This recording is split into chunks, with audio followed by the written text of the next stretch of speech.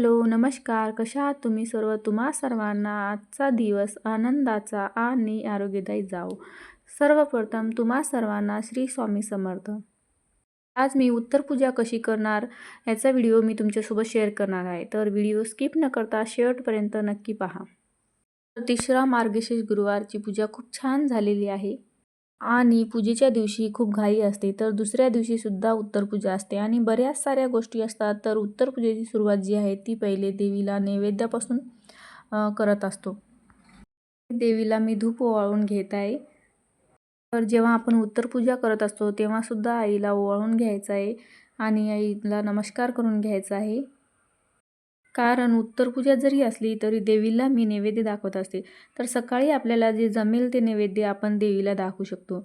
मी आहे ना देवीला दुधाचा नैवेद्य दाखवत आहे आणि फक्त दूधच नाही दाखवायचा, तर त्याच्यामध्ये थोडीशी साखर टाकून नैवेद्य मी दाखवत असते.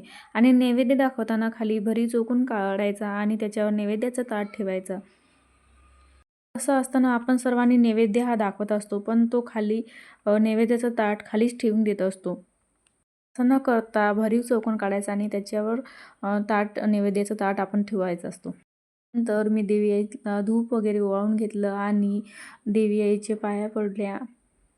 ती एक एक गोष्ट आहे ती आता मी उचलत आहे. कारण आपण व्यवस्थितपणे जर उचलली तर आपल्याला नंतरसुद्धा ते सोपं पडतं.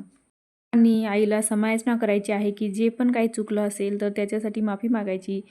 हळद कुंकू लावून घ्यायचं आहे.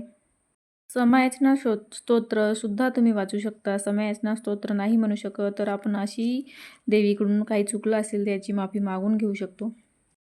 कारण पूजा करताना आपलं मन किती वेळा विचलित होते हे तुम्ही मला सांगा. कोण कोण आलं, कोण गेलं किंवा काही साहित्य आपल्याकडून राहून जातं तर पूजेमधून आपल्याला उठावं लागतं. आपण किती वेळा पूजा करताना उठतो. असं होतं का कधी आपण एकाच वेळी एकदाच बसलो आहे आणि काहीच उठत नाही आहे. कंटिन्यू एकाच याच्यामध्ये आपण सगळी पूजा आटपली आहे, अजिबात होत नाही. खूप सारे मध्ये-मध्ये ब्रेक होतात. तर त्याच्यामुळे मी जेव्हा ही पूजा करत असते तेव्हा मी देवी आईकडे क्षमा मागते. तर आपण जेव्हा पूजा मांडत असतो ना तेव्हा स्टेप बाय स्टेप ह्या सर्व गोष्टी आपल्याला उचलायच्या असतात. आणि परफेक्ट जागच्या जागी सर्व साहित्य आपल्याला पुन्हा म्हणजे ठेवता येतो आणि पुन्हा आपल्याला पूजा करायची असते तेव्हा पण सुद्धा आपण प्रत्येक साहित्य आपल्याला वेळच्या वेळी मिळून जातं. जास्तीची गिजबीजसुद्धा होत नाही. इथे जे विड्याची पानं आहेत ना ते सुद्धा आपण वाहत्या पाण्यामध्ये सोडून द्यायची आहेत आणि जो निर्माल्य निघणार आहे सर्व काही जे फुलं वगैरे आहेत ते एका पन्नीमध्ये भरून मी विसर्जनासाठी ठेवणार आहे. आणि जर स्टेप बाय स्टेप पूजा उचलली आपण आणि व्यवस्थित जर ठेवली तर जास्त पसारा पण होत नाही. तर आता मी कलशाला हलवून घेत आहे. तर असं वाटत नाही उत्तर पूजा आहे तरी देवी आईचं सर्व हे पूजा उचलायची अशी कशीच इच्छा होत नव्हती. पण तरी पण आपल्याला उत्तर पूजा ही करावीच लागते दुसऱ्या दिवशी. म्हणून हे सर्व काही उचलावंच लागते. जे फुलं काढून घेतो आपण देवी आईच्यावरून त्याचा मस्त असा आपण स्वतः सुगंध घ्यायचा आहे आणि ते ठेवून द्यायचं आहे. आणि अशा प्रकारे एकेकाने ह्या सर्व वस्तू मी काढून घेत आहे. तर हे सर्व काढल्यानंतर हे ओटीचं साहित्यसुद्धा आपल्याला व्यवस्थितच ठेवायचं आहे. आणि हे सर्व मी एका ताटामध्ये सगळं व्यवस्थित काढून घेत आहे. आणि आता हे जे फळं आहे आपण हे खाल्ली तरी चालते आणि दुसऱ्यांना दिली तरी चालत असते. तर म्हणून हे फळं वगैरे सुद्धा ठेवून द्यायची आहे.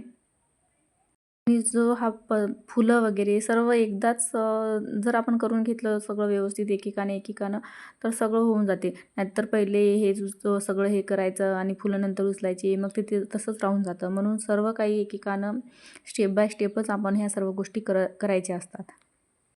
ह्या सर्व वस्तू मी किचन ओट्यावर नेऊन ठेवत आहे आणि मी पुढे तुम्हाला दाखवणारच आहे की मी कशाप्रकारे सगळं काही व्यवस्थित ठेवणार आहे ते. कारण जेणेकरून आपल्याला पुढच्या पूजेला जे काही साहित्य लागणार आहे ते सुद्धा आपल्याला वेळच्या वेळी मिळेल म्हणून. हे जे याच्यावर आपण रास टाकलेली आहे तांदळाची ती सुद्धा मी एका वाटीमध्ये काढून घेणार आहे. कारण पुढच्या गुरुवारी सुद्धा तेच तांदूळ आपल्याला वापरायचे आहे. अंगांना सुद्धा मी इथून उचलून घेणार आहे आणि सर्व व्यवस्थित ठेवून देणार आहे पुसून. तर इथे जी जागा आहे ती आपण पुसून किंवा झाडून तिथली जागा स्वच्छ करायची नाही, कारण ते तसंच थोडा वेळ तसंच राहू द्यायचं आहे, किमान अर्धा तास तरी. कारण तिथे आहे ना देवीचा वास असतो. तर म्हणून तिथेच तशीच जागा ती ठेवायची आणि साईडचं जे रांगोळी आहे ते मी पुसून निर्माल्यामध्ये टाकून देणार आहे. हा दिवा आणि धूपबत्ती तिथेच याच जागेवर राहू द्यायचा आहे. किमान अर्धा तास तरी आपण या जागेवर ठेवायचा असतो, कारण इथे देवीचा वास राहतो असेही म्हणतात. तर म्हणून तिथेच मी असंच दिवा आणि धूप ठेवणार आहे. आणि ही जी रांगोळी आहे ना, ती आता मी पुसून एका प्लेटमध्ये भरून निर्माल्यामध्ये टाकून देणार आहे. तुम्ही ते पाहू शकता, एकेकाने ह्या सर्व गोष्टी स्टेप बाय स्टेप करत गेलो तर सर्व व्यवस्थित होते. आणि ह्या जागेवर अर्धा तास आपल्याला असंच ही जागा राहू द्यायची आहे. तिथलं पुसायचं नाही आहे आणि तिथलं साफण करायचं नाही आहे.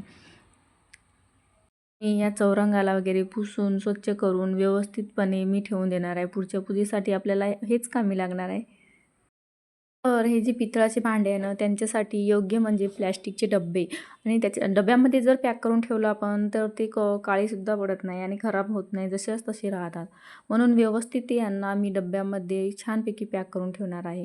तर आता जे आहे ते मुखवटा आणि हे दागिने सर्व व्यवस्थित मी ठेवून देणार आहे. आणि बॉक्समध्ये जर ठेवले आपण व्यवस्थित तर आपल्याला ते म्हणजे प्लॅस्टिकच्या बॉक्समध्ये ठेवले तर दिसतात पण कुठे आहे काय नाही आणि पटकन नाही सापडतात पण. म्हणून नाही का अशाच प्रकारे मी हे ठेवत असते. तर हे जे दागिने आहे त्यांच्यासाठी सुद्धा मी एक बॉक्सच म्हणजे या पन्नीमध्ये पॅक करून बॉक्समध्येच ठेवणार आहे. झाल्यानंतर जे कलशामधले डहाळे असतात ना, ते आपल्या घराच्या चारी बाजूने ठेवायचे आणि एक आपल्या उंबरठ्यावर ठेवायचा असतो. जे हे पितळी भांडे असतात किंवा हे तांबे पितळ यांना नाही का बाहेरची हवा लागली ना तर ते मग त्यांच्यावर डाग वगैरे पडतात. म्हणून हे प्लॅस्टिकचे बॉक्स आहे ना तर त्याच्यामध्ये ते व्यवस्थित असे राहतात पण.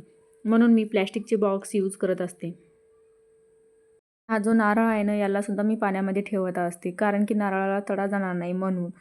तर अशा प्रकारे छानपैकी याची उत्तरपूजा झालेली आहे आणि सर्व साहित्य हा व्यवस्थितपणे मी ठेवून घेतलेला आहे. तर व्हिडिओ आवडला असेल तर व्हिडिओला लाईक करा, सबस्क्राईब करा आणि पुन्हा भेटूया पुढच्या नवीन एका व्हिडिओमध्ये. तोपर्यंत बाय.